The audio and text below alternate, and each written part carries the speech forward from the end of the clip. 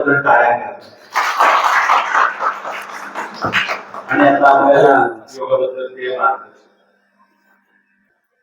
नमस्कार सगळ्यांना. जलमंदिर ज्येष्ठ नागरिक संघ फलटण याचे मुख्य अध्यक्ष श्री विक्रम सुर्वे सर, उपाध्यक्ष श्री विष्णू शिंदे सर, सचिव श्री कृष्णराव नलवडे, सहसचिव श्री अनंत वाडकर, कोषाध्यक्ष श्री पुरुषोत्तम देवळे व सर्व सदस्य सल्लागार. आज ज्यांचे वाढदिवस आहेत त्यामध्ये श्री राम सावंत, श्री राजेंद्र नेपाळ, श्री बाळकृष्ण काशीद यांना माझ्यातर्फे व सर्व जलमंदिर ज्येष्ठ नागरिक संघ फलटण यांच्यातर्फे अभिष्ट चिंतन हार्दिक शुभेच्छा. सर्वांना उत्तम आरोग्य, मनशांती, सुख समृद्धी व आरोग्यदायी जावो अशी ईश्वरचरणी प्रार्थना. आज 1963, आज माझा वाढदिवस आहे. 1963 साली माझा जन्मदिवस होता. आज 63 वर्ष पूर्ण होऊन मी 64व्या वर्षामध्ये आज पदार्पण केलेलं आहे. या निमित्ताने जलमंदिर ज्येष्ठ नागरिक संघाचे अध्यक्ष, उपाध्यक्ष, सचिव व सर्व कार्यकारी मंडळ आज आजार व आहार या संदर्भात माहिती देण्यासाठी मला इथे संधी उपलब्ध करून दिली. त्याबद्दल मी सर्वच उपस्थित ज्येष्ठ आणि श्रेष्ठ नागरिक यांना माझा मनपूर्वक नमस्कार. हरिओम. आज आपण आजार आणि आहार याचं लेक्चर घेणार आहोत. तर काही प्रमाणात आपण आरोग्याकडे जाण्यासाठी कोणत्या कोणत्या गोष्टीचा नियम पाळायचा त्यानुसार आपण माहिती घेणार आहोत. आता या आजार आणि आहार याबाबत आपल्याला काही शंका उत्पन्न झाली तर आपण सर्वात शेवटी ती विचारावी. संपूर्ण आहार डाएट प्लॅन समजून घ्यावा आणि त्यानंतर आपण शेवट आपल्याला काही शंका असेल तर विचारू शकता. सर्वात प्रथम आजार. आता आजारामध्ये कोणते कोणते आजार आहेत पहा. जंतुविरहित आणि जंतुरहित. तर जंतुरहित जे आजार आहेत ते कोणते कोणते आहेत. क्षयरोग, टीबी थोडक्यात, निमोनिया, सर्दी खोकला, कॉलरा, टायफॉइड, फूड पॉयझनिंग, जखम एखादी झाली, मूत्रसंसर्ग झाला, मेंदूज्वर, plague, blood flu, swine flu, corona, Nipah, corona. आता सर्वसाधारण हे जे आपण नावं जे ऐकली ते ही जी नावं आहेत ती कशी आहेत, जंतूच्या संदर्भात असणारी नावं आहेत. म्हणजे तुम्हाला हे जर रोग झाले तर आपण दवाखान्यामध्ये जाऊन त्याचा रीतसर उपचार घेणे अतिशय महत्वाचं आहे. आता यानंतरची जी यादी आहे ती कोणती आहे, ज्याचा जंतूचा काहीही संबंध नाही अशा व्याधी आहेत. त्या व्याधींची लिस्ट मी वाचून जातो तर आपल्याला थोडक्यात जास्तीत जास्त लवकर लेक्चर उठकायचं आहे. पहिला जो आहे डिसीज आहे तो पॅरालिसिस, मायग्रेन, थायरॉइड, हृदयरोग अर्थात कोलेस्टेरॉल, बीपी, एचबी, मधुमेह, लठ्ठपणा, kidney stone, kidney failure, joint pain, arthritis, गुडघेदुखी, बॅक पेन, डिप्रेशन, अनेक्सी, निद्रानाश, बैगंड, infection, constipation, IBD, IBS. IBD, IBS म्हणजे काय की पोटाच्या संदर्भात गॅस, ऍसिडिटी, पित्त, अपचन, पोट फुगणे हे रोग आहेत. त्यानंतर सर्वसाधारण ही जी यादी आहे ती किती आहे, 15 ते 20 डिसीजची यादी आहे. या डिसीज मध्ये काय समजणार, तर ही जी यादी वाचली या यादीमध्ये जे आजार आहेत, ही जी यादी मी वाचली त्याचा जंतूचा कुठेही संबंध नाही. मग ह्या ज्या व्याधी झाल्या त्या कशामुळे झालेल्या आहेत, काय कारण असावं याचं 3 मुख्य कारण आहेत. पहिलं कारण काय आहे, व्यायामाचा अभाव. दुसरं काय, मानसिक ताणतणाव आणि चुकीचा आहार. ह्या 3च गोष्टी याला जबाबदार आहेत. याच्यासाठी 1 रुपयाची गोळी किंवा औषध सुद्धा लागत नाही. तर हा डाएट प्लॅन काय ते आपण समजून घेऊया. तर ह्या ज्या व्याधी मी वाचून दाखवलेल्या आहे, आता समजा ह्या व्याधी ज्या आहेत लाईफस्टाईल डिसीज म्हणजे आपल्या जीवनशैलीमधला बदल यामुळे ह्या 15-20 व्याधी झालेल्या आहेत. समजा आपल्याला गुडघेदुखी झाली, ही भिंत आहे पहा, या भिंतीवर ओल आलेली आहे. तर आपण काय केलं, ती ओल काढण्यासाठी त्याला वॉटरप्रूफिंग लावलं, प्लास्टर ऑफ पॅरिस केलं, झालं, ओल बंद झाली. 7-8-10 दिवसानंतर, महिन्यानंतर दुसरीकडे ओल आली, काय केलं, तिथं प्लास्टर ऑफ पॅरिस लावून वॉटरप्रूफिंग करून बंद केलं. 7-8 महिन्याने तिसरीकडे ओल आली, तिथंही काहीतरी उपाय करून बंद केलं. म्हणजे ही भिंत आपण काय केली, मॅनेज केली. पण मूळ कुठं लीक झालंय याच्यावर आपण उपचार केला. आपल्याला समजा डायबिटीज झाला, गोळ्या औषधे घेतली, शुगर कंट्रोलमध्ये आहे, शुगर कंट्रोलमध्ये आहे. त्यानंतर काय, हार्ट अटॅक, हृदयाच्या रक्तवाहिनीमध्ये 80% ब्लॉकेज, अँजिओप्लास्टी केली, स्टेंट टाकली, बायपास सर्जरी टाकली, मेंटेन केलं. पण मूळ कारण कुठं गेलं? एकदा का तुमची बायपास सर्जरी झाली, 2-2, 3-3 बायपास सर्जरी होतात का नाही? स्टेंट 3-4 वेळा टाकायला लागते. मूळ कारणच गेलं नाही ना तुमचं. मूळ कारण तसंच आहे. म्हणजे आपण काय करतो, ह्या ज्या व्याधी 15-20 सांगितलेल्या आहेत, गुडघेदुखी, ह्या सगळ्या आपण मेंटेन करत आलो नाही. मग ह्या 15-20 व्याधी आपल्याला मुळापासून घालवता येतात का? 100% घालवता येतात. आणि खर्च किती? 0 खर्च. तर आपण प्रथम डाएट प्लॅन समजून घेऊया. कसा डाएट प्लॅन असा आपला जेवणाचा?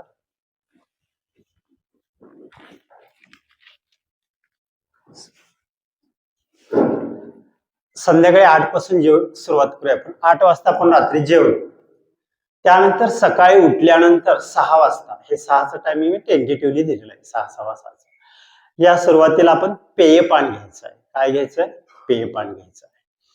आता पेय पान म्हणजे काय, तर सोमवारी सकाळी रात्री भिजत टाकायचे 21 काळे मनुके, सकाळी उठल्यानंतर मनुके आणि पाणी हे ग्लासभर प्यायचं. मंगळवारी काय करायचं, लिंबू पाणी आपण रेग्युलर घेत पण असाल. बुधवार आवळा ज्यूस, हे 2 बुधवार आणि गुरुवार घ्यायचं. आवळा ज्यूस म्हणजे काय की रेडीमेड एक बाटली मिळते किंवा आवळा पावडर मिळतं, किंवा सगळ्यात बेस्ट आणि फास्ट जर उपाय असेल तर आवळे जसे तसे आणा, मिक्सीमध्ये घाला आणि त्याचा आवळा ज्यूस घ्या, फास्ट परिणाम होतो त्याचा. शुक्रवारी आपलं समजा HDL कमी असेल, HDL म्हणजे चांगल्या रक्तपेशी कमी असेल, तर काय करायचं, बदाम 5, काजू 4 आणि अक्रोड 1 हे भिजत टाकायचं रात्री, आणि सकाळी उठून चावून खायचं आणि थोडं पाणी प्यायचं. शुक्रवार काय करायचं, खजूर, लोहाचं प्रमाण कमी असेल तर खजूर रात्री 4, साधे खजूर, सिंपल अगदी, काळे वगैरे काय नाही, आपले रेग्युलर मिळतात तसले, 4 भिजत टाकायचे, धुवायचं स्वच्छ आणि सकाळी उठल्यानंतर खजूर पाण्याने प्यायचं एका ग्लासमध्ये. आणि रविवारी काय करायचं, तुम्हाला जर पित्ताचा त्रास असेल तर 2 चमचे तूप घेऊन पाणी प्यायचं. अतिरिक्त फॅट असेल तर मध घ्यायचं, मध 2 चमचे घेऊन पाणी प्यायचं. आता हे रविवारपर्यंत आलो आणि सोमवारी पुन्हा काय होईल, तुमचे काळे मनुके चालू होईल. म्हणजे ही सायकल तुमची 8 दिवसाची चालू झाली, महिन्याची चालू झाली. आता सकाळी 6-6 वाजताचं हे टायमिंग दिलेलं आहे, त्यासोबत सगळ्या ह्या पेयपानामध्ये पाणी पण दिलेलं आहे तुम्हाला सोबत. आता पुढे येऊया आपण. पहिलं पेयपान लक्षात आलं. त्यानंतर पहिला जो डाएट प्लॅन आहे, म्हणजे पहिली जी ट्रिक्स आहे ती कशी पहा, सकाळी उठता क्षणी पेयपान घ्यायचं 6:15ला, त्यानंतर 12 पर्यंत फळं खायची. कितीपर्यंत? 12 पर्यंत. 1:30ला जेवायचं आणि संध्याकाळी 8च्या आत जेवायचं. हा पहिला ट्रॅक. ज्यांना 1:30ला जेवायचं त्यांच्यासाठी हा पहिला ट्रॅक. दुसरा ट्रॅक आहे, सकाळी 6:15ला पेयपान घ्यायचं, त्यानंतर 12ला जेवायचं, 4 ते 6 वेळा फळं खायची, संध्याकाळी 8च्या आत जेवायचं. म्हणजे 2 ट्रॅक लक्षात आले तुमच्या दोन्हीसाठी. ज्यांना 1:30ला जेवायचं ते सकाळी 12 पर्यंत फळं खायची, आणि ज्यांना सकाळी लवकर जेवायचं त्यांनी 4 वाजता फळं खायचे. हे 2 ट्रॅक तुम्ही कुठलाही ट्रॅक पकडू शकता. आता पेयपान जे आहे त्याचे पाणी पिण्याचे नियम पहा, 7 नियम आहेत, ते फॉलो करायचे. पहिला नियम काय, सकाळी उठता क्षणी पाणी. तुम्हाला जे पेयपान दिलंय तिथं सगळीकडे पाणी आहे. दुसरा नियम, जेवणानंतर 1.5 तासांनी पाणी प्यायचं. किती? 1.5 तासांनी. जेवताना थोडं थोडं पाणी पिऊ शकता. त्यानंतर लाळ मिश्रित पाणी प्यायचं. पाणी पिताना काय करायचं की तोंडामध्ये घोळून पाणी प्यायचं, कधीही तसं डायरेक्ट पाणी प्यायचं नाही. थंड पाणी पिऊच नाही. त्यानंतर उभं राहून पाणी प्यायचं नाही. उभं राहून कधीही पाणी प्यायचं नाही, बसून पाणी प्या. पंचमहाभौतिक पाणी प्यायचं. पुढचा नियम. पंचमहाभौतिक म्हणजे काय करायचं, की आपल्या घरात प्रत्येकाच्या घरात केंट आहे. आपण काय करतो, डायरेक्ट ग्लास लावून पाणी पितो. तर असू दे, काही हरकत नाही. आपल्याला ते केंटचं काय समजायचं, असं रात्री पाणी आलं असं समजायचं. आपण एका तांब्याच्या भांडीत किंवा घागऱ्यामध्ये भरून ठेवायचं रात्री आणि दिवसभर पाणी प्यायचं. दुसऱ्या दिवशी संध्याकाळी पुन्हा ते घासून पुसून पुन्हा भरून ठेवायचं. काही अडचण नाही, काय काहीच नाही अडचण. त्यानंतर शरीराच्या गरजेनुसार पाणी प्यायचं. पहा, पेपरामध्ये छापून येतं, टीव्हीला पाहता येतो, शेजारचा सांगतो मी दररोज 5 लिटर पाणी पितो, 4 लिटर पितो. तुम्ही उठता आणि पाणी प्यायला लागता. तुमची प्रकृती कफाची आहे का पित्ताची काय वाताची, याच्यावरून ते पाणी प्यायचे नियम लागू होतात. कफाचे असेल तर पाणी कमी लागतं, पित्ताचे असेल तर मध्यम लागतं आणि वाताचं असेल तर वारंवार पाणी लागतं. मग एखाद्या कफाच्या पित्ताने व्यक्तीने जर 5 लिटर पाणी पिलं तर रात्रभर त्याला किडनीवर ताण टॉयलेटला जायला लागेल. तर पाणी किती प्यायचं, शरीराच्या डिमांड. थांबायला सांगितलं की तिथंच थांबायचं, त्याच्यावर पाणी प्यायचं नाही. कमी बी पिऊ नका, जास्त पिऊ नका. ओके. त्यानंतर पाण्याचे 7 नियम लक्षात आले. आता जेवणाचा नियम. तत्पूर्वी तुम्हाला जे पेय पान दिलं ना सकाळचं, त्याच्यामध्ये पेय पान पिण्यासाठी आता लिंबू सरबत किंवा रस पित असेल, डायरेक्ट तोंडाला लावायचं आणि प्यायचं नाही. आपल्याला काय करायचं, ते पेय पान पिण्यासाठी मी इथे टायमिंग दिलेलं आहे. किती मिनिटाचं दिलंय, 5 मिनिटाचं दिलेलं आहे. म्हणजे ते पाणी पिताना आपल्या तोंडामध्ये जे काही पेय पान आहे ते घोळून घोळून प्यायचं आहे. त्यानंतर जेवणाची जी पद्धत आहे ते पहा. खाताना भुकेचा विचार करून खा. भुकेपेक्षा एक जास्त घास पण खाऊ नका आणि कमी पण खाऊ नका. भूक मारू पण नका आणि जास्त पण खाऊ नका, प्रमाणात खावा. एक घास 32 वेळा चावून खावा, हे तर आपल्या सर्वांना माहितीच आहे. जेवणासाठी 25 मिनिटं दिलेली आहेत, म्हणजे पहिले 5 मिनिटं आणि 25 मिनिटं, 30 मिनिटं झाली. पहा, आता जेवताना शक्य असल्यास मांडी घालून बसा. शक्य असेल तर मांडी घालून बसा, नसेल तर तुम्ही टेबलावर बसला तरी चालेल. सगळ्यात महत्वाचा, इम्पॉर्टंट, अतिशय महत्वाचा नियम, जेवताना तुम्हाला आजपासून किंवा उद्यापासून फक्त जेवायचंच आहे. काय जेवायचं आहे, कसं जेवायचं आहे, टीव्ही, वर्तमानपत्र, मोबाईल, चर्चासत्र, वादविवाद हे कुठंही समोर ठेवायचं नाही. तुम्हाला कसं जेवायचं आहे, 25 मिनिटं जेवायचंय, ते फक्त ताट समोर ठेवून ह्या सगळ्या गोष्टी बंद करायच्या. तुम्हाला 1 डे रिझल्ट मिळेल. उद्या जेवला, संध्याकाळी मला फोन करून सांगाल की सर माझं पोट खूप छान आहे आज. 1 डे रिझल्ट आहे. किती दिवसाचा, एका दिवसाचा. तर कसं जेवायचं लक्षात आलं. फक्त जेवणार आहात. उद्यापासून तुम्ही काय करणार आहात, आयुष्यातला पहिला वेळ जेवणासाठी देणार आहात. अजून याच्या पुढचं सांगितलं चालेल ना. पाठ ठेवा, पाटावर ताट ठेवा, त्याला रांगोळी काढा, उदबत्ती लावा, त्याला नमस्कार करा आणि ज्या कोणी हे अन्न बनवलेलं आहे, शेतकरी कोण, जो जीव, जे आत्मे, त्यांना मनपूर्वक नमन करा आणि ही ऊर्जा, ही जी चैतन्य आहे अन्ना स्वरूपात माझ्या शरीरामध्ये जाऊन माझी ऊर्जा वाढवणारी. 2 मिनिटं शांतपणे अन्नाकडे बघा आणि मग जेवा. संध्याकाळी तुम्ही फोन करून सांगाल सर आज खूपच छान वाटतंय मला. पुढे जाऊया.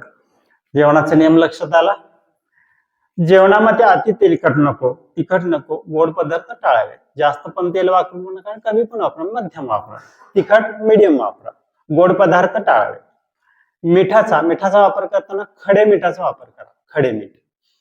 त्यानंतर लाकडी घाण्याचं तेल वापरायचं. कसल्या, लाकडी घाण्याचं. हॉस्पिटलमध्ये जाऊन कोलेस्ट्रॉलचं प्रमाण, स्टेंट, बायपास सर्जरी घाला 2.5-3 लाख रुपये घालवण्या, काय एक्सरेस घालवण्यापेक्षा लाकडी तेलाच्या घालाला तुम्ही पैसे घालवा. डबल फिल्टर, टेबल घोडा, चौबल घोडा, काय जे तेल आहे त्याची व्हॅल्यू 0 आहे. कशी आहे व्हॅल्यू त्याची, 0 व्हॅल्यू आहे. तेल वापरताना आपल्याला सूर्यफूल 2 महिने, त्यानंतर गोडे तेल 1 महिना, करडईचं तेल आणि सोयाबीन असं आलटून पालटून वापरा. जे कंटिन्यू एकच तेल वापरायचं नाही. लक्षात आलं. त्यानंतर तेलाचा एक महत्वाचा मुद्दा, माझ्याकडे हे मी सांगतो, माझ्याकडे बरेच पेशंट येतात, मॅडम तुम्ही किती तेल वापरता. नाही सर आम्ही 2च चमचे घालतो. ठीक आहे. तुमच्या घरात माणसं किती, 4. महिन्याला तेल आणलं किती जातं, 6 किलो. पर हेड 2 किलो तुम्ही तेल खाताय. पर हेड 2 किलो खाताय तुम्ही तेल. मग खायचं किती आहे, पर हेड अर्धा किलो तेल दिलेलं आहे. म्हणजे 4 माणसाला किती लागेल, 2 किलो लागेल आणि अर्धा किलो जास्त, 2.5 तेलामध्ये भागवायचं. हा हिशोब मांडला लक्षात येतं, अरे खरंच की आपण 6 किलो तेल वापरतोय महिन्याला, डेबे डेबे घालवतो. एक छोटासा त्यातला मुद्दा. आता इथपर्यंत लक्षात आलं. आता संध्याकाळी फळ 12 पर्यंत फळ किंवा संध्याकाळी हे दोन आपण ट्रॅक दिले. तर फळामध्ये सोमवार, मंगळवार, गुरुवार, शुक्रवार ह्या 4 वेळा फळं खायचे, आठवड्यातले 4. राहिलेल्या 3 वेळेमध्ये काय करायचं, तर त्या दिवशी तुम्ही घरामध्ये छान छानसे पदार्थ पौष्टिक करून ठेवा. 4 आठवड्यातले वार गेले, राहिलेले 3 वारामध्ये तुम्ही डिंक लाडू, खजूर लाडू, नाचणीचे लाडू, नारळ पाणी, उसाचा रस, अजून काय तुम्हाला जे काही पौष्टिक पदार्थ करता येतात ते करून ठेवा आणि त्या 3 वारीमध्ये खावा. म्हणजे तुमचा HDL चांगला होईल, चांगलं कोलेस्ट्रॉल चांगलं वाढेल. लक्षात आलं. तर आठवड्याचं फळ खाण्याचा मुद्दा लक्षात आला. पपई, पेरू आणि मोसंबी या 3 फळाला प्रायोरिटी द्या. कुठल्या फळं 3? पपई, मोसंबी आणि पेरू ह्या 3 फळाला प्रायोरिटी द्या. बाकीची फळं खावा पण त्याला प्रायोरिटी द्या. त्यानंतर मुख्य जेवण सोडून भूक लागली. आता तुम्हाला 4 टायमिंग इनपुट दिलेला आहे. मुख्य जेवण सोडून जर भूक लागली तर फक्त मध्ये पाणीच प्यायचं आहे. काय प्यायचं? फक्त पाणी प्यायचं, इतरत्र काहीही खायचं नाही. लक्षात आलं. त्याला एक पर्याय 2-3 दिलेले आहेत. नारळ पाणी, टोमॅटो, पातळ ताक आणि ग्रीन टी हे पर्याय दिलेले आहेत. पण शक्यतो ज्यांना जे आजार आहेत त्यांनी पाणीच प्यावं, ज्यांना नाही त्यांनी हे केलं तर चालेल. हे पदार्थ मी का सांगितले, हे टेस्टेड आहेत पदार्थ, म्हणजे यांनी इन्शुलिन सिक्रेट होत नाही आणि तुमचे फॅट्स वाढत नाही. लक्षात आलं. तर मुख्य जेवण सोडून जर भूक लागली तर हे पदार्थ तुम्ही खाऊ शकता. त्यानंतर पुढं वातकारक पदार्थ टाळायचे. कसं होतं, जलमल्या आपली प्रकृती कफाची असते. 12 वर्षानंतर पित्तकारक होते आणि 40 नंतर आपल्याला वात वाढत जातो. तर वाताचा आपल्याला हळूहळू त्रास व्हायला लागतो. मग हे पदार्थ कुठले आहेत, ते पदार्थ आपल्याला टाळण्याचा प्रयत्न करायचा. पहिला पदार्थ जो आहे, चवळी, चना, तूर, उडदाची डाळ, राजमा, वाटाणा, पावटा, शेवगा प्रमाणात करा. आता हे जे पदार्थ मी सांगितले, समजा आता एखाद्याला चवळी आवडते किंवा शेवगाची शेंग आवडते, तर हे करायला हरकत नाही. पण माझं काय म्हणणं आहे की तुम्ही महिन्यातनं एखाद्याच करा, त्याची वारंवारता करू नका. जर वारंवारता केलं तुमचा वात वाढेल. समजा एखाद्याला तूर डाळ आवडते, करा, पण ती महिन्यातनं एखाद्याच राहू द्या. तर लक्षात आलं यातला मुद्दा. त्यानंतर प्रक्रिया केलेले पदार्थ टाळायचे. अतिशय महत्वाचा इम्पॉर्टंट नियम आहे. प्रक्रिया केलेले पदार्थ कुठले? त्याच्यामध्ये मिठाई पदार्थ, आईस्क्रीम, वेफर, चिवडा, बिस्किट, फरसाण, पॉलिश्ड तांदूळ. तांदळाकडे येऊया. तांदळामध्ये बासमती राईस, दिल्ली राईस, दुबार राईस, तिबार राईस, चौबार राईस असे काही बरेच प्रकार आहेत. तर आपल्याला तांदूळ कुठला वापरायचा आहे, तर गावकरी इंद्रायणी काळी कुसळ, ज्याच्यावर अजूनही निसर्ग निर्मित कवच शिल्लक आहे, असा तांदूळ तुम्ही वापरू शकता. 60-64 रुपये किलो आहे. टिबल राईस काय जो असेल, दुबार तिबार, हा तुम्ही कधीतरी मसाला भात केला म्हणून गंमत जमत खाऊ शकता, पण तो टाळण्याचा प्रयत्न करा. ओके. त्यानंतर फ्रीज मधले पदार्थ टाळावे. कोल्ड्रिंक, चहा, कॉफी, बाहेरील पदार्थ, डबाबंद पदार्थ, बेकरी प्रोडक्ट्स हे पदार्थ टाळावेत. चहा, कॉफी, कोल्ड्रिंक पिण्याची सवय सोडल्यास त्वरित परिणाम मिळतो, हे आम्ही सांगितलेलं आहे याच्यामध्ये. तर बाहेरील पदार्थ टाळण्याचं सांगितलं तुम्हाला. रात्री हलका आहार असावा, जड करू नये. जेवल्यानंतर 10 मिनिटं विश्रांती घ्या, लगेचच काम करायला जाऊ नका. जेवल्यानंतर 10 मिनिटं विश्रांती घ्या.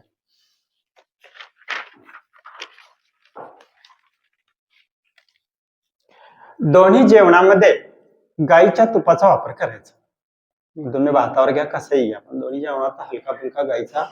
बाहेरून प्रत्येक महिन्याला वातकारक व्यक्तीने मालिश करणं महत्वाचं आहे, मसाज करणं. आणि आतून ऑइलिंगसाठी आपल्याला 2 चमचे तूप दिलेलं आहे. आतून सुद्धा ऑइलिंग होणं महत्वाचं आहे. दोन्ही जेवणामध्ये सॅलडचा वापर करायचा. दोन्ही जेवणामध्ये सॅलडमध्ये काय येईल आपल्याला, काकडी, टमाटो, काय जे असेल ते सगळं सॅलड आपण ते घेऊ शकतो.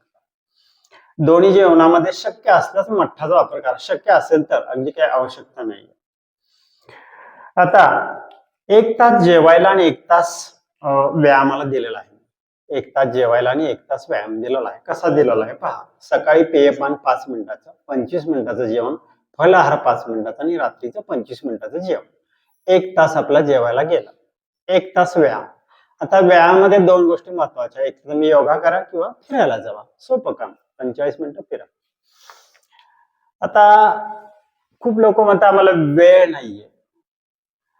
आपले भारताचे पंतप्रधान नरेंद्र मोदी किंवा माजी राष्ट्रपती 11व्या महिला प्रतिभाताई पाटील यांच्याकडे 24 तास आहेत आणि तुमच्या आमच्याकडे पण 24 तासच आहेत.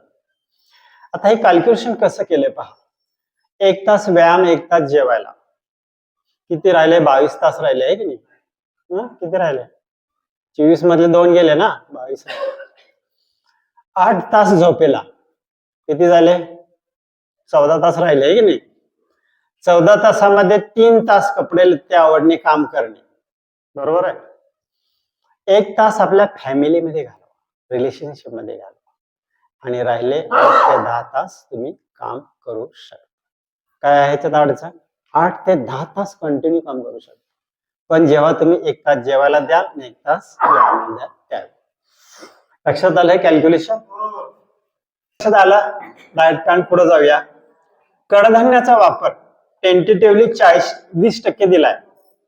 कडधान्याचा वापर 20% गहू, ज्वारी, बाजरी, तांदूळ, डाळी इत्यादी. प्राणवाहन आहार आणि प्राणवाहारामध्ये सॅलड, अंकुरित अन्न, फळं, फलेभाज्या, चटणी, कोशिंबीर, ताक, मठ्ठा, थालीपीठ याचा 40% वापर. फळ, सुका मेवा, राजगिरी, नाचणी, मूग, चिक्की, बदाम, काजू याचा 20% वापर. रसाहारामध्ये तुम्हाला उसाचा रस आणि नारळ पाणी दिलेलं आहे. आणि आवडीचा आहार, इथं आवडीचा आहार लिहिलेला आहे. तो आवडीचा आहार त्याच्यासाठी मी 25 तारीख ही राखून ठेवलेली आहे की त्या दिवशी तुम्ही 25 तारखेला आपल्या आवडीचा आहार खाऊ शकता. ठीक आहे, लक्षात आलं? हा, तर त्या दिवशी तुम्ही 100% एक दिवस तुम्हाला राखून ठेवलेला आहे की त्या दिवशी तुम्ही मनसोक्त खाऊ शकता. आता आता पुढे जाऊया. जनरली आपण इथे जी काही उपस्थित आहेत त्याच्यामध्ये आपण समजा ब्लड चेक केलं तर डी विटॅमिन B12 हे 99% कमीच भासतं. डी विटॅमिन बी. आता डी विटॅमिनचा मुख्य सोर्स काय आहे तर उन्हात बसणे. उन्हात आपल्याला बसणे म्हणजे कसे? कपडे घालून नव्हे, आपल्याला नाभीच्या वर आणि खाली आणि पाठीमागे स्पायनल स्क्वाट आणि खाली इथं 15 मिनिटं पुढून आणि पाठीमागून आपल्याला ऊन लागलं पाहिजे. ते दिवसामध्ये तुम्हाला 15-20 मिनिटं पुढून पाठीमागून ऊन घेणं महत्वाचं आहे. तर डी विटॅमिन वाढण्यासाठी उन्हाचा मुख्य सोर्स आहे. त्याला मशरूमची एक भाजी मिळते, त्याने आपला डी विटॅमिन चांगलं वाढतं. त्याच पद्धतीने तुम्ही जेव्हा उन्हात बसणार आहात तेव्हा 0 व्होल्टेज थेरपी, म्हणजे तुमचे आमचे पाय जमिनीला लागलेले नाहीये, तर आपले पाय दिवसातले अर्धा तास जमिनीला लागले पाहिजे. किती लागले पाहिजे? 100% जमिनीला अर्धा तास डेली न चुकता लागलेले पाहिजेत. हे आपण करण्याचा प्रयत्न करायचा. त्याचबरोबर अनवाणी चालणं सुद्धा अतिशय महत्वाचं आहे. ह्या गोष्टी महत्वाच्या आहेत. त्यानंतर आता टाळायचे जे पदार्थ आहेत का नाही, कोणते टाळायचे? ज्यांना ह्या व्याधीमध्ये जर्जर झालेले आहेत त्यांना 3 महिन्याचा हा डाएट प्लॅन. 3 महिन्यामध्ये आपल्या ह्या सगळ्या 20-25 व्याधी आपल्याला पूर्ण विना खर्च कमी झालेला, विना औषध गोळी कमी झालेला दिसते. त्यातले महत्वाचे टाळायचे पदार्थ कुठले आहेत? तर पहिला पदार्थ आहे गहू, पूर्ण बंद करायचा 3 महिन्यासाठी. दुसरा पदार्थ आहे दूध. तिसरा पदार्थ आहे मांसाहार. चौथा पदार्थ आहे बेकरी प्रोडक्ट्स. 5वा पदार्थ आहे साखर. तेल लाकडी घाण्याचं सांगितलेलं आहे आणि मीठ, समुद्र मिठाचा वापर करा. हे जे तुम्ही 3 महिने कराल तर तुमचा HB वाढेल, BP नॉर्मल होईल, कोलेस्ट्रॉलचं प्रमाण कमी होईल, शुगर लेवल नॉर्मल होईल, ज्या काही तुमच्या गुडघेदुखी, सूज, इन्फ्लॅमेशन झाले, हे सगळ्या गोष्टी तुम्हाला विना सायास, विना औषध, विना खर्चिक 101% मिळतील. किती वर्ष? पण हा डाएट प्लॅन सांगितलं, ह्याच्यात काही खर्च आहे का? काहीच खर्च नाही. ठीक आहे. त्यानंतर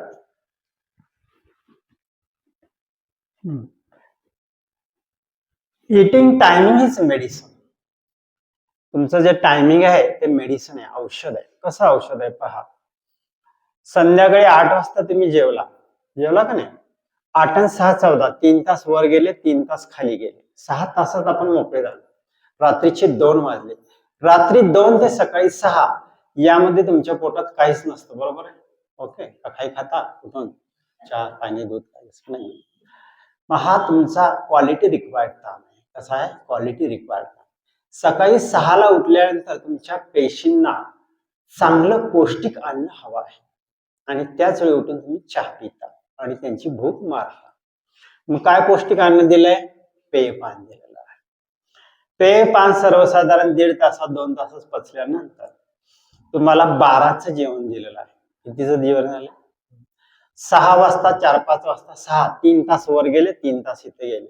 6 वाजता फळं सांगितलेले, फळं सर्वसाधारण 1.5 तासात पचतात आणि संध्याकाळी 8च्या आत जेवण. ज्यांना फास्ट रिझल्ट पाहिजे त्यांनी 6च्या आतच जेवा, अजून चांगला रिझल्ट मिळेल. लक्षात आलं? तर काय होतं पहा,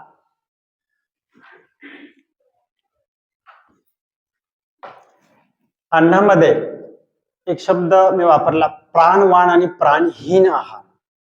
प्राणवान आहार म्हणजे उदाहरण सांगतो तुम्हाला, अगदी सोपं आणि सुंदर उदाहरण ज्याच्यामध्ये अजूनही प्राणशक्ती शिल्लक आहे असे प्राणवान आहार. रविवारी सकाळी आपली मंडई आज भरली ना, त्या मंडईमध्ये फिरा, जे काय दिसेल हिरवा पिवळं खाल, जे निसर्ग निमित्त ते सगळा प्राणवान आहार. आणि प्राणरहित आहार म्हणजे कुठला आहार? मॉलमध्ये जावा, तिथं पुड्यामध्ये, आकर्षक पुड्यामध्ये चकाचक टकाटक मखामक काय जे ठेवलेलं आहे ते सगळं काय आहे? प्राणरहित आहार आहे. कसा आहे? प्राणरहित. याची 2 उदाहरणं घेऊया आपण. पहिलं उदाहरण, बाजारातलं कुठलेही फळ आणा, ते फोडा आणि सूक्ष्म यंत्रणाच्या खाली बघा, त्याच्यामध्ये रात्री आपण आकाशात चमचम करणारे असे तारे दिसतात का नाही, तसं लाल एन्झाईम दिसतात. बाजारातनं फोडा आणा बिस्किटचा, तो फोडा भिजवा आणि सूक्ष्मदर्शिका खाली बघा, त्याच्यामध्ये काहीही दिसणार नाही, त्याला मृत अन्न असं म्हणलं जातं. पहिलं उदाहरण लक्षात आलं? अजून एक उदाहरण घेऊया. बाजारातनं 40 ग्रॅम वाटाणे आणा, ते जमिनीमध्ये पुरा. बाजारातनं टकाटक कुरकुरे आणा, ते जमिनीमध्ये पुरा आणि त्याला 4 दिवस पाणी घाला. कुठं उगवेल? वाटाणे. म्हणजे अजूनही त्याच्यामध्ये प्राणशक्ती शिल्लक आहे. असा प्राणवान आहार गेल्यानंतर शरीरामध्ये, आपल्या जठरामध्ये काही बॅरियर्स असतात, काही पडदे असतात, तिथं आपलं नियोजन ठरवलं. जसं ट्रॅफिकला जर सांगतो ना, कोणी आधी जायचं कोणी न, हा खूप डीपली विषय पण थोडक्यात सांगतोय. तसं तिथं गेल्यानंतर आपलं शरीर इंटिमेशन द्यायला सुरुवात करते. प्राणवान आहार, डायव्हर्स, जिथं दुखतं तिथं पळा. तुम्हाला भूक खूप लागली, काय कराल तुम्ही? खूप भूक लागली, काहीच नाही, आपण एखाद्या आजार व्यक्तीला पटकन ज्यूस देतो का नाही, तो तरतरीत होतो. म्हणजे कुठला आहार आधी पाठवायचा आहे तिथं ठरवलं जातं. तर प्राणरहित आणि प्राणवान आहार समजला?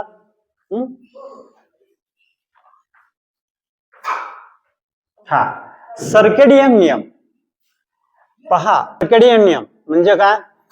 निसर्गाचं एक जीवन चक्र आहे घड्याळाचं. तर आपण रात्री 8 नंतर जेवल्यानंतर काय होतं? हॅलो, हा, याला 8च्या आतच का जेवायचं?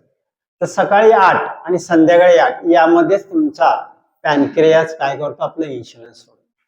8 नंतर तो इन्शुलिन सोडायचं बंद करतो आणि तुम्ही 10, 11, 12, 13ला जेवला तर ते अन्न पडून सडायला लागतं, आपला लठ्ठपणा वाढतो आणि ह्या आपल्या ज्या व्याधी आहेत त्याला व्याधीला सुरुवात होते.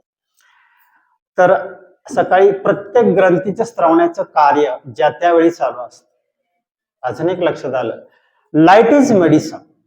हे लाईट आहे, ते सुद्धा मेडिसिन आहे, औषध. हार्मोन इनबॅलन्स का होतं तुम्हाला लक्षात? पूर्वी फार वर्षापूर्वी लाईट ऑन ऑफचं बटन हे निसर्गाच्या हातात होतं. 6 वाजले की अंधार पडायचं आणि आपल्या इथे सेंटरला बरोबर आतल्या साईडला पिनिन नावाची ग्रंथी आहे, तिचं स्त्रवण्याचं रात्री 2चं टायमिंग आहे. कितीचं आहे? 2चं टायमिंग आहे. तिला 2 वाजलं कसं कळतं? फार वर्षापूर्वी 6-7ला अंधार पडल्यानंतर तिथून 8 तास म्हणजे रात्रीचे 8 तास होतात 2. तिचे स्त्राव सगळ्या ग्रंथीवर अवलंबून आहे. पिट्युटरी नावाची ग्रंथी राजा, हायपोथॅलॅमस नावाची ग्रंथी राणी आणि हा सेंटर जो आहे तो प्रधान आहे. तो संपूर्ण राज्याचा राज्यकारभार बघतो. आता काय झालेलं आहे? 6 वाजले, 8:30-9 पर्यंत ट्यूबलाईट आलेली आहे. 8:30 नंतर रात्री 12 पर्यंत मोबाईलची लाईट समोर आलेली आहे. मग त्या ग्रंथीने कधी स्त्रवायचं? 12 नंतर तिला अजून समजतं अजूनच लाईट आहे, अजून लाईट आहे. मग सकाळी 8 वाजता ती स्त्रवायला सुरुवात करणार, तेवढ्या तुमच्या समोर लाईट आली. मग का बरं हार्मोन इनबॅलन्स तुमचं होऊ नये? व्हायलाच पाहिजे. पीसीओडीचा त्रास का व्हायला पाहिजे? व्हायलाच पाहिजे, कारण बाकीच्या ग्रंथीचे सगळे स्थळ बिघडले जातात. तर light is medicine, eating timing is medicine, आणि आहार हेच औषध आहे. कुठल्याही औषधा गोळीची घेण्याची आवश्यकता नाही. डाएट प्लॅन बदलून बघा, 3 महिन्यामध्ये तुम्हाला रिझल्ट मिळेल. किती महिन्यामध्ये? 3 महिन्यामध्ये. खर्च 0. नियम पाळा आणि व्याधी टाळा. काय? नियम पाळा आणि व्याधी टाळा. तर इथपर्यंत आपण थांबलेलो आहोत. काही कोणाला शंका असली तर विचारू, नाही तर थांबूया. काही शंका असली तर विचारा, नाही तर थांबूया.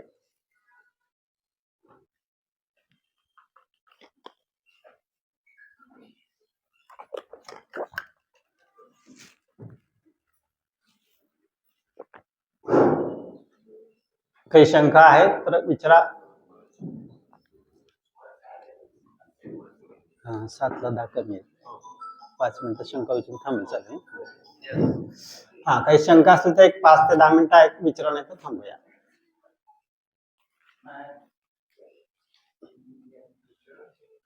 हा बोला.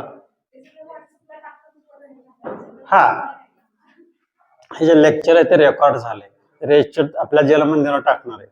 प्लस हा जो डाएट प्लॅन आहे, हा डाएट प्लॅन इथे देणार आहे. सगळ्यांनी झेरॉक्स काढून घ्या. अजून काय सोपं काम आहे. अजून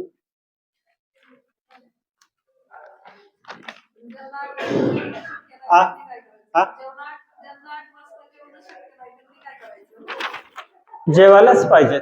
समजा तुम्हाला जेवायचं शक्य नसेल, हा वेळ नसेल, तर तुम्ही हॉस्पिटलमध्ये वेळ काढा ऍडमिट व्हायचं. दोन्हीपैकी समजून जाईल, तुम्ही तिथं वेळ काढा. हा, शेवटचे शंका नाहीये. 1-2-3 पॉइंट सांगून थांबूया आपण. सगळ्यात पहिल्यांदा महत्वाचा पॉइंट आहे, मी तर हे जे पदार्थ सांगितले तुम्हाला, हा येस, गहू टाळायचे सांगितलेले तेवढे पदार्थ घेऊन थांबूया. का बरं गहू टाळायला सांगितलेले आहे? ज्यांचा फिटनेस आहे, पहिलेच वाक्य लक्षात घ्या, ज्यांचा परिपूर्ण फिटनेस आहे त्यांनी 20% गव्हाचा वापर करा आणि 80% ज्वारी बाजरी नाचणी. ज्यांना व्याधी आहेत त्यांनी पूर्ण 3 महिन्यासाठी गहू बंद करा. गहू मध्ये असे काही पूर्वीचा गहू, म्हणजे फार पूर्वी जुन्या लोकांना माहित असेल, त्याची उंची एवढी होती, आता उंची एवढी झाली आहे. त्याच्या खूप प्रक्रिया केलेल्या आहेत. आणि ग्लुटोन नावाचा जो त्यातला पदार्थ आहे, तो आपल्या शरीरामध्ये सूज वाढवतो. तुमच्या पायावर सूज येते की नाही, सूज वाढवतो. तर हा पदार्थ जेव्हा तुम्ही गहू, ज्यांना हे व्याधीत ना, त्यांनी पटकन बंद करा 3 महिन्यासाठी. दुसरा पदार्थ आहे दूध. दूध बंद का करायचं? अतिशय महत्वाचा हा प्रश्न विचारला जातो. दूध, सृष्टीमधला कोणता प्राणी एकदा दूध सोडल्या पुन्हा दूध पितो? सांगा बरं. सृष्टीमधला जे काही प्राणी पक्षी जीवात्मे आहेत, एकदा दूध सोडल्या पुन्हा दूध पितो असं कुठला प्राणी सांगा? मानव प्राणी. कोण आहे? मानव प्राणी. आता आपण गाईचं दूध पितो, म्हशीचं दूध होतं. म्हशीचं, गाईचं जे काही रेडको एका महिन्यामध्ये ते 100 किलोचं होतं, 5 ते 6 महिन्यामध्ये. ठीक आहे, नाही बरोबर आहे ना? उठल्या उठल्या चालायला लागतं. जर तुमची वाढ बरोबर करायची, भरभर करायची असेल, तर निसर्गाने तुमच्या आईच्या दुधामध्ये तेवढे प्रोटीन्स, तेवढे कॅल्शियम टाकले असते. पण निसर्गाची आज्ञा काय? तुमची वाढ हळूहळू व्हावी. कशी व्हावी? हळूहळू व्हावी. आता असं ऐकलंय का बाबा, घोडा आणि सिंह, चित्त 200 ताशी वेगाने किलोमीटरने पळतो आणि 1 तासभर 2 तास पळले की थकतो. आणि घोडं दिवसेंदिवस पळत असत. गाढव, गाई, बैल किती काम करत असतात. मग घोड्याने एकदा दूध पिल्यावर, सोडल्यावर पुन्हा तो म्हणतो का मला कॅल्शियम प्रोटीन वाढायचं, माझं दूध कुठे? कशावर तो जगतो? हिरव्या चाऱ्यावर जगतो ना. मग कोण प्राणी दूध पितो एकदा? मानव प्राणीच पितो का नाही? असं ऐकलंय का? चला सशाचं दूध काढा, हत्तीला द्या, चांगली वाढ होईल. हत्तीचं दूध काढा, गाढवाला द्या, गाढवाचं दूध काढा, कुत्र्याला द्या, कुत्र्याचं दूध काढा, सशाला द्या, सशाचं दूध काढा, हरणाला द्या, त्याची वाढ होईल. मग गाईचं दूध मुलासाठी कसं चांगलं? कसं काय चांगलं? मुळीच चांगलं नाही. तुम्ही पाणी आणि दूध एका गॅसवर तापत ठेवा. कुठलं वातू जाईल? काय त्यात गॅस आहे. खोटं वाटत असलं तर 8 पासून 15 दिवस दूध पिऊन बघा, बघा पोट गच्च होतं, ऍसिडिटी होती, करपट, पिऊन बघा, रिझल्ट ऑन दी स्पॉट. एकदा दूध सोडलं मग आपल्याला मिळायचं कशाला? मुळीच कॅल्शियमची न्यायची दुधातून काही गरज नाही. आपल्याला हिरव्या चारा, गोड काय खातं? पेंड खातं ना, काय जे हिरवा चारा, त्यातूनच त्याची ताकद वाढते. बाजारात ऐकलंय का चित्ता शक्ती? काय चाललंय? HP, डबल घोडा, डबल पॉवर, HP पॉवर, ऐकतो की नाही आपण? तर दूध हे सोडल्या तुमच्या शरीरातला 3 महिन्यात तुमची सूज कमी होईल. जी सूज येते ना पायावर, 3 महिन्यात सूज कमी येईल. दुधाचं लक्षात आलं? त्यानंतर दूध, मांसाहार.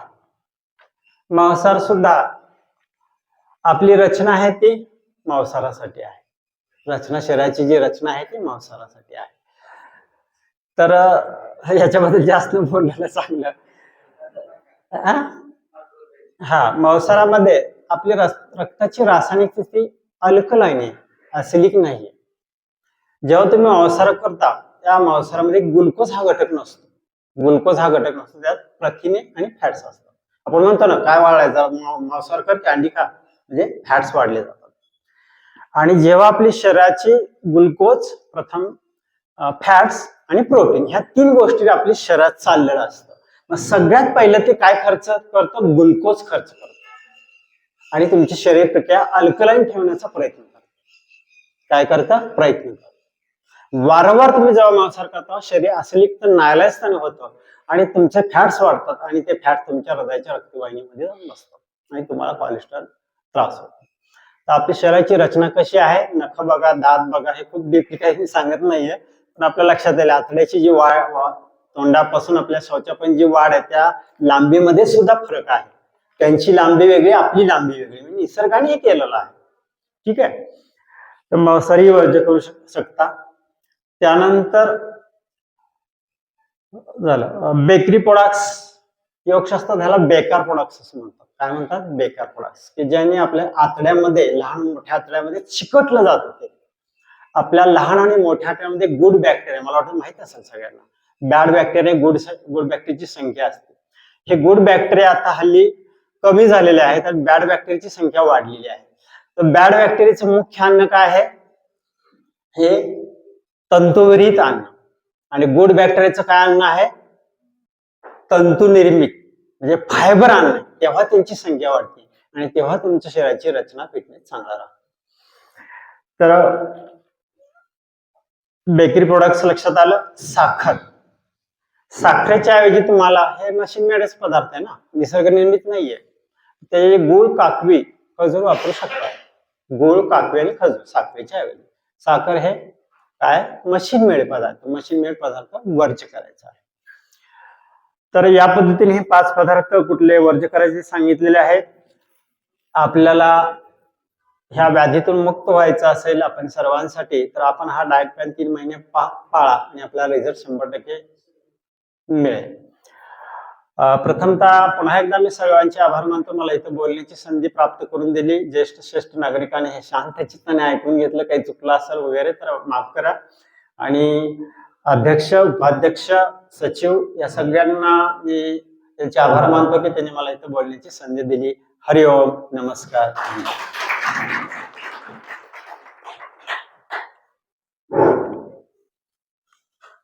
आपल्या संघाचे सदस्य श्री सुनील शिंदे हे फार मोठे योगाचे अभ्यासक आहेत.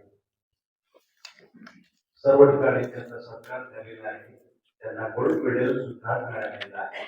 आणि आणखी व्यक्ती आज आपल्याला लाभले आणि त्यांनी जे काही सांगितलं, काय खावं काय खाऊ नये, काय प्यावं काय पिऊ, केव्हा खावं केव्हा खाऊ नये, तर ह्या सगळ्या बऱ्याचशा गोष्टी तुम्ही सर्वांनी ऐकलेल्या आहेत. आता एखादा स्वतंत्र सदस्य असे प्रश्न विचारेल, हे खायचं नाही ते खायचं नाही, तर मग जगायचं कशा? तर तो प्रश्न सुद्धा त्याचा बरोबर आहे. मग जगायचं जर निरोगी आणि आरोग्य आनंदाने जर माहित असेल तर हे नियम पाळायला पाहिजे. आणि मंत्रमुक्त करणारा त्यांचा अभ्यास पूर्ण व्याख्यान आपण ऐकलं आणि त्याची प्रचिती सभागृहामध्ये एका सभासदांना दिली आणि सर्वांना जी अनुभवी म्हणजे इतक्या पद्धतीनं त्यांनी ते चांगल्या पद्धतीनं आपल्याला सांगितलंय तर त्याबद्दल एकदा टाळ्या वाजवण्याचा काय आपण मुलांचं हे दिलं मार्गदर्शन आणि यामध्ये योग विद्या योगासन या सर्व गोष्टीचं जे माहिती पत्रक आहे आपल्याला संतुलित आहाराबद्दल तर त्यांनी आपल्याला इथे दिलेलं आहे तर त्यांनी सांगितलं की प्रत्येकाने याची झेरॉक्स काढून